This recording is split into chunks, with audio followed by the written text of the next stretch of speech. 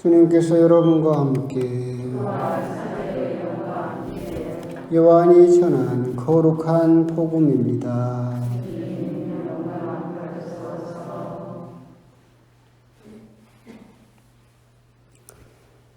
그때 예수님께서 하늘을 향하여 눈을 들어 기도하셨다. 거룩하신 아버지, 저는 이들만이 아니라 이들의 말을 듣고 저를 믿는 이들을 위해서도 빕니다. 그들이 모두 하나가 되게 해주십시오. 아버지께서 제 안에 계시고 제가 아버지 안에 있듯이 그들도 우리 안에 있게 해주십시오. 그리하여 아버지께서 저를 보내셨다는 것을 세상이 믿게 하십시오. 아버지께서 저에게 주신 영광을 저도 그들에게 주었습니다. 우리가 하나인 것처럼 그들도 하나가 되게 하려는 것입니다. 저는 그들 안에 있고 아버지께서는 제 안에 계십니다. 이는 그들이 완전히 하나가 되게 하려는 것입니다. 그리고 아버지께서 저를 보내시고 또 저를 사랑하셨듯이 그들도 사랑하셨다는 것을 세상이 알게 하려는 것입니다. 아버지께서 저에게 주신 이들도 제가 있는 곳에 저와 함께 있게 되기를 바랍니다. 세상 창조 이전부터 아버지께서 저를 사랑하시어 저에게 주신 영광을 그들도 보게 되기를 바랍니다. 의로우신 아버지, 세상은 아버지를 알지 못하였지만 저는 아버지를 알고 있었습니다. 그들도 아버지께서 저를 보내셨다는 것을 알게 되었습니다. 저는 그들에게 아버지의 이름을 알려주었고 앞으로도 알려주겠습니다. 아버지께서 저를 사랑하신 그 사랑이 그들 안에 있고 저도 그들 안에 있게 하려는 것입니다. 주님의 말씀입니다.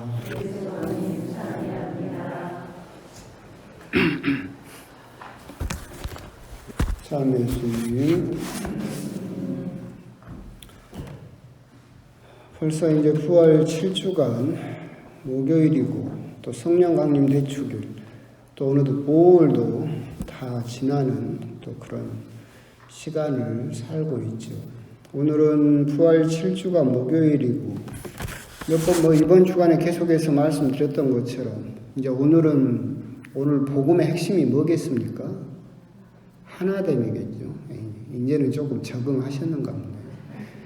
17장이 영광, 거룩함, 하나됨 이렇게 화수목이 봉독되고 있다라고 했고 오늘 복음도 여러분들이 보는 것처럼 하나 되게 해주십시오라고 예수님께서 대사제로서 하느님께 드리는 기도로 이제 예수님의 고별사가 마무리되고 있다라고 하는 것 그것도 또한 더불어서 기억하시면 좋겠습니다. 하나 된다라고 하는 것 이것은 사실은 생각을 해보면 우리 인간이 가지고 있는 아주 근본적이고 원초적인 본능이고 욕망이기도 합니다. 누군가와 하나 되는 일치감을 느끼고 싶다라고 하는 거죠. 이것은 그래서 옛날부터 그런 생각들이 계속 있었어요. 고대 그리스 신화를 보더라도 그 신화에는 이런 이야기가 있어요. 원래 태초에는 사람이 남자와 여자가 한 몸이었대요. 한 몸을 이루고 있었는데 근데 그 힘이 너무 강해서 신들이 보기에 이 인간이 신들의 위치를 위협한다. 그렇게 두려움을 느껴서 인간을 반으로 잘라버렸어요. 그래서 남자와 여자로 둘로 나눠버렸다. 그 뒤로 이제 인간은 남자와 여자와 서로 싸우느라고 바쁘고 자기 반쪽을 찾아다니느라고 바빠가지고 신에게 반항을 하지 못했다. 뭐 그런 생각으로 인해서 지금도 우리들은 내 반쪽을 찾는다라고 이야기를 많이 하죠. 창세기를 보더라도 그렇잖아요. 하느님께서 아담을 만드시고 하와를 만드셨을 때 아담이 뭐라고 노래를 부릅니까? 내 뼈에서 나온 뼈요. 내 살에서 나온 살이로구나. 그리고 무슨 말이냐면 원래는 한 몸이었다라고 하는 거죠. 나에게서 나왔다라고 하는 거고. 결국 우리들은 그렇게 끊임없이 인류 역사 시작 때부터 끊임없이 누군가는 어딘가는 나의 반쪽이 있어서 정말 나와 딱 맞아 떨어져서 나의 모든 것을 이해하고 나의 모든 것을 품어줄 사람이 어딘가는 있을 것이다 라고 그것을 욕망하게 됐고, 그런 사람을 찾으려고 참 평생을 노력을 하기도 많이 하고 있죠. 근데 저번에 말씀드린 바와 같이 집신도 짝이 있다라고 했는데, 집신이 실제는 짝이 있다겠습니까? 없다겠습니까? 없어요. 집신은 오른쪽 왼쪽이 없어요. 먼저 심은 놈이 장땡이에요. 근데 우리들은 아까 말한 것처럼 뭐 고대 그리스 신화라든가 창세기라든가 인류가 가지고 있던 그런 근본적인 욕망, 어딘가는 내 반쪽 완전하게 나와 하나 되는 사람이 존재가 있을 것이다 라고 생각을 하면서 부부간에도 계속해서 하나가 되려고 노력을 하다가 많이 또 상처를 입기도 하고, 또 우리 자매님들은 그런 경험들이 있잖아요. 하나였다가 둘로 갈라져 버린 경우도 경험이 있죠. 뭐예요? 여러분 자녀들, 여러분 자녀를 잉태하고 나서 그 자녀가 원래는 여러분하고 한 몸이었잖아요. 그러잖아요. 근데 떨어져 나가고 나서 그런 어떤 상실감이라든가 분리감을 느끼게 되죠. 그러니까 여러분들은 자녀를 아직도 보기만 해도 좋아요. 원래 내 반쪽이라고 생각을 했어. 하여튼 그 해석에서 그렇게 무언가를 찾아서 일치감을 느끼려고 하죠. 그런데 이제 그것조차도 안 된다라고 한다면, 이제 사람에게서 그런 일체감을 느낄 수 없다라고 한다면 다른 데서 찾죠. 스포츠, 아니면 정치, 아니면 지역. 우리가 남이가 유명한 말도 있잖아요. 어떻게든 사람에게서 일체감을 못 느끼면 스포츠를 통해서라도 뭐 해태 타이거즈, 뭐 아니면 요즘 손흥민 해가지고 막 팬들끼리 모여가지고 우리는 하나다 막 하면서 잠깐 동안이라도 그런 일체감을 느끼려고 하고, 정치적인 색깔이라든가 종교적인 색깔이라든가 그것도 없으면 지역으로라도 맞춰가지고 어떻게든 일체감을 비슷하게라도 느끼려고 하는 거, 그것이 결국은 우리 인간들이 죽을 때까지 가지고 있는 근본적인 욕망이죠. 그런데 이것이 과연 여러분들은 다 아시겠지만 삶을, 인생을 이제 어느 정도 살아본 결과 여러분들이 생각하기에 그런 사람이 있습니까? 있을 것 같아요? 없어요. 아직도 그런 꿈을 꾸고 계신다라고 한다면 철이 없다라는 말을 드리고 싶어요. 일란성 쌍둥이가 있잖아요. 한 배에서 나와서 똑같은 유전자를 가지고 있던 일란성 쌍둥이도 그렇게 일체감을 느낄 수 있을까요? 없어요. 결국은 이 세상을 살면서 나에게 일체감을 주는, 그런 충만한 일치감을 주는 존재는 없어요. 왜 그러느냐라고 한다면 우리가 일체를 이룬다, 일체감을 이룬다라고 하는 인간의 방식은 뭐냐면 대부분 대를 위해서 소를 희생하는 방향으로 일치를 이루려고 해요. 그러니까 조직도 그러고 스포츠도 그러고 부부도 그러고 다 우리가 하나를 이룹시다 그러면 대부분 어떤 방식이에요? 누군가는 깎여져 가지고 맞춰야 되죠. 그래서 큰 이념을 향해서 네가 희생해라, 이런 식으로 일치를 이루려고 하다 보니까 불만이 계속 생기고 일체감을 느낄 수 없어요. 쉽게 말하면 이런 거예요. 우리가 정말로 한 몸을 이루어야 되는 대표적인 존재가 부부죠. 부부예요. 결혼식 되면 하느님께서 하셨던 말씀이 부모로부터 나와서 너희들은 이제 한 몸이다 라고 선포를 하게 되죠. 근데 생각을 해보면 그런 거예요. 1 더하기 1을 더해서 답이 몇이 돼야 돼요? 한 몸이니까 1이 돼야 돼. 2하고 1을 더했는데 1이 될 수 있어요? 없어요. 그럼 어떻게 해야 1이 돼요? 0.5가 되든 0.5가 되든 해야 1이 되는 거예요. 무슨 말이에요? 결혼하기 전에 내가 가지고 있던 습관이나 행동이나 이런 건 나는 이렇게 평생 살아서 나는 못 고쳐. 네가 고쳐. 이런 식으로는 일이 될 수가 없겠죠. 그래서 누가 됐든 그걸 희생하고 깎아내려야만 일이 될 수 있어요. 그러니까 대부분 여러분들이 생각을 해보면 결혼 초기에는 주로 누가 깎아요? 여자가 깎죠. 더 많이 사랑하는 사람이 더 많이 양보를 하는 거예요. 그래서 보통 결혼 초기에 남자는 한 0.7 정도 돼요. 그럼 1이 되려면 여자는 몇이 돼야 돼요? 0.3까지 양보를 해야 1이 돼. 그때는 여자가 더 사랑하니까 그래도 된 줄 알고 살았어. 근데 시간이 점점 지나면 지날수록 이제 어떻게 돼요? 이제 여자가 0.7이 되고 나이가 한 60 넘어가면 남자가 몇이 돼야 돼요? 0.3이 돼야 1이 되지. 근데 그때도 남자 내 성격상 나 평생 그렇게 안 살아서 나는 0.7 할래. 근데 여자는 이제 60이 넘어가면 힘이 세지잖아요. 여자가 0.7이 됐어. 0.7하고 0.7하고 더하면 몇이 나와요? 1.4가 되네? 한 몸이 안 돼요. 그러니까 다툼이 생기는 거예요. 결국 인간이 일치를 이루는 방법은 뭐냐면 그렇게 깎아져야 돼요. 대를 위해서 소를 희생하는 방식으로 하나가 돼요. 그러다 보니까 결국 그렇게 깎한다. 내가 양보하고 희생한다라고 하는 것이 즐겁겠어요? 안 즐겁지. 불만이 생길 수밖에 없고 그렇기 때문에 온전한 일치감을 느낄 수가 없죠. 그렇기 때문에 우리 인간은 어떤 인간이라든가 다른 존재를 통해서 일치감을 느끼고 싶다라는 근본적인 욕망을 가지고 있어도 하나 될 수가 없어요. 그런데 우리들을 향해서 예수님께서 하나가 되게 해주십시오라고 기도를 하고 계시죠. 근데 이 하느님께서 하나가 되게 하는 방법은 조금 달라요. 어떤 방법이냐면 소를 위해서 대가 희생하는 방법이에요. 뭐라고 되어 있느냐면 저는 그들 안에 있고 아버지께서는 제 안에 계십니다. 이제 그들이 완전히 하나가 되게 하려는 것입니다. 라고 이야기를 하고 있어요. 무슨 말이에요? 하느님이 누구 안에 있어요? 예수님 안에 있어요. 예수님이 누구 안에 있어요? 우리 안에 있어요. 인간적인 방식으로 어떻게 돼요? 거꾸로 돼야지. 그렇죠? 대를 위해서 소가 희생을 해야 되지. 그런데 하느님의 방식은 뭐예요?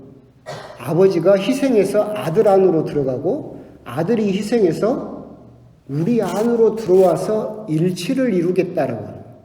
그러니까 우리가 생각하는 것처럼 인간적인 방식은 대를 위해서 작은 네가 희생해라. 인간이 희생해서 예수님과 일치를 이루고 예수님이 희생해서 하느님과 일치를 이루어야 된다라고 생각할 수 있겠지만 하느님은 거꾸로예요. 너희들과 일치를 이루기 위해서 더 큰 분이 작아지고 더 큰 분이 점점 더 작아지는 방식으로 일치를 이루겠다. 이건 쉽게 설명하면 그런 거예요. 우리 인간들이 일치를 이루는 방법은 바다를 생각을 해보면 모든 물고기가 바다로 들어가죠. 그래서 바다와 하나가 되는 방식으로 일치를 이룬다라고 한다면 하느님께서 일치를 이루는 방법은 말도 안 되게 바다가 어디 안으로 들어가겠다? 우리 안으로 들어오겠다. 바다가 우리 안으로 들어오겠대. 그래서 이 바다를 통해서 너희들이 모두 하나가 되게 하겠다. 신부님 그게 말이 됩니까? 물어보면 된다. 어떻게? 성령을 통해서 내가 그렇게 너희들을 하나로 만들어주겠다라고 약속을 하고 계신 것이죠. 그렇다면 결론은 결국 하나예요. 인간적인 방법으로는 하나 되는 것을 느낄 수 있어요? 없어요? 없다라는 거죠. 근데 우리들은 아무리 근본적으로 정말 하나 되고 싶다라는 욕망을 가지고 있어도 결국 인간적인 방법으로는 결코 하나됨을 느낄 수 없다. 누군가는 희생을 해야 되고 누군가를 양보를 해야만 그게 가능하지 온전한 하나됨은 이룰 수 없다. 그런데 하느님께서 하시는 방법은 뭐예요? 성령을 통해서 그게 가능하다. 결국 하느님이 작은 우리 안으로 들어옴으로써 바다가 물고기 안으로 들어옴으로써 그렇게 하나가 될 수 있는 방법을 너희들에게 알려주겠다라고 하시는 것이죠. 그러니까 마치 생각을 해보면 사람이 일치를 이루는 방법은 한 가지 색깔로 통일돼야 하나 된다라고 그래요. 그러잖아요. 스포츠를 보더라도 유니폼은 다 똑같죠. 통일시키잖아요. 한 가지 색깔로 이루어져야만 하나 된다라고 하는데 하느님께서 하나 되는 방법은 무지개 같다라는 거예요. 무지개는 7색깔을 가지잖아요. 다들 이해를 못하는 하품하고 뭔 말인가 어렵긴 해요. 무지개는 7색깔 맞잖아요. 그런데 그걸 뭐라고 불러요? 무지개라고 부르지. 7색깔을 가지고 있지만 하나를 이루고 있는 거예요. 우리 인간은 다 빨간색으로 칠해버려야 그게 하나 됐다라고 이야기를 하는데 하느님께서는 7색깔을 가지고도 하나를 만들 수 있다. 결국 우리들이 오늘 복음을 통해서도 하나 되게 해 주십시오라고 하느님께 기도를 하고 계시고, 그 하나 되는 방법이 아버지께서 내 안에 있고 내가 그들 안에 있음으로 인해서 완전히 하나가 되게 될 수 있다라고 이야기를 하셨던 것처럼, 결국 우리가 이 부분에서 생각할 수 있는 것은 결국 우리가 근본적으로 가지고 있는 욕망, 누군가와 하나 되고 싶다라는 그 욕망은 누구만이 채워줄 수 있느냐라고 한다면 하느님만이 채워줄 수 있다. 결국 우리가 끊임없이 남편에게, 부인에게, 자식에게 하나 되는 것을 욕망하고 그걸 바란다 하더라도 결국 남는 것은 상처뿐일 수밖에 없다. 하느님과 하나 되라. 그걸 위해서 여러분들은 성령의 힘이 필요하고, 여러분들이 성령의 힘을 느끼면 느낄수록 하느님과 하나됨을 느낄 수 있을 것이다 라고 하는 점, 이게 사실은 어렵죠. 쉬운 일은 아니죠. 쉬운 일은 아니고. 하지만 우리 신앙에서 가장 중요하게 생각하는 거, 영성의 가장 궁극적인 목표가 하느님과의 일체예요. 하느님과 일치감을 느끼는 거. 그것을 성인들이 끊임없이 추구했던 것처럼 결국 오늘 복음에서 우리가 기억해야 될 거, 하나 된다라고 하는 것이 결국 불가능한 것은 아니다. 하지만 그것을 사람들과 하나 되려고 하는 그 욕망을 버리고 하느님과 하나 되려고 해야 되고, 하느님과의 그런 일치감을 느끼고 싶다라고 한다면 성령의 체험이 필요하고, 성령의 체험을 여러분들이 하고 싶다라고 한다면 뭘 해야 되겠어요? 응? 기도해야지. 그러잖아요. 기도하지 않고 성령을 체험할 수 있는 방법은 없어요. 그냥 내가 아무것도 안 하고 하나님이 알아서 해 주십시오라고 해서 우리가 성령을 체험하고 하나님과 일치감을 느낄 수 있는 것은 아니죠. 그렇게 사실은 가장 기본적인 것은 기도죠. 물론 기도다라고 하더라도 자기 만족이나 자기 위로를 하기 위해서 그냥 내가 기도를 이렇게 했다, 나는 열심한 신자다라고 하면서 기도를 자기 교만을 키우는 수단으로 쓰는 사람들도 물론 있겠지만, 그런 부분은 덜어내고라도 결국은 기도를 한다라고 하는 것은 우리가 하느님과의 일치감을 느낄 수 있는 가장 중요한 방법이다. 오늘 복음을 통해서도 여러분들이 이해하기 어려웠던 것처럼 저도 말하면서도 온전하게 설명하지는 못해요. 그런데 결국 하나 된다라고 하는 것이 우리가 생각하는 인간적인 방법으로 하나 되는 것이 아니고, 예수님께서 말씀하시는 하나 된다라고 하는 것은 반대로 이루어지는 하나됨이다. 다양성을 추구하면서도 그 모든 것을 하나되게 만드는 방법으로 당신의 일을 추구하고 계신다. 어려운 이야기이긴 하지만 하나됨에 대해서도 더 곰곰이 묵상을 해보셨으면 좋겠고, 여러분들이 이해를 못하는 것 같아서 더 길게 이야기하고 싶은데 그러면 잘 것 같고, 나중에 또 기회가 되면 조금 더 쉽게 풀어서 다시 한번 또 길게 한번 할 수 있는 기회가 있었으면 좋겠습니다. 하나됨에 대해서 한번 또 묵상을 해 보셨으면 좋겠네요. 아멘.